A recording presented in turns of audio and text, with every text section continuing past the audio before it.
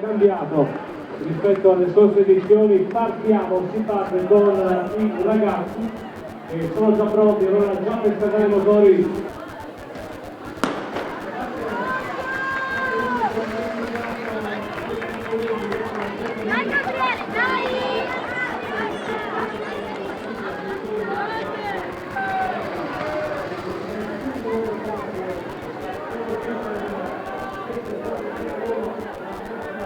Applauso è lanciato lo sprint a 2, sono i due gli atleti al comando e allora si parla già di arrivi. L'applauso che sento dal pubblico arriva per questo sprint micidiale.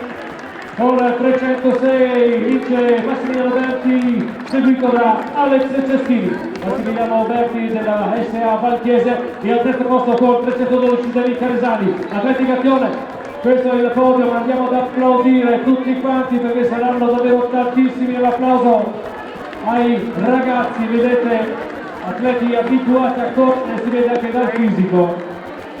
Complimenti a tutti voi, questo è il Trento Running Festival ed è proprio il caso di dirlo perché è una festa nella festa. L'applauso, lo serve l'applauso, gentile pubblico, per tutti quelli che stanno arrivando, i campioni sì, però soprattutto loro vanno degnati e noi lo facciamo con grande gioia di un applauso. Guardate, ognuno di loro prende la posizione perché c'è proprio il cartellino che determina la posizione anche poi per la classifica di società.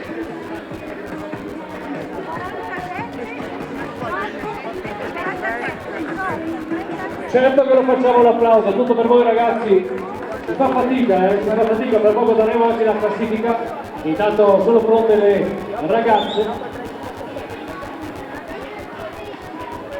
e con il 324 si conclude Alex Castelli dell'US 5 Stelle, si conclude la gara dei ragazzi, tra poco la premiazione.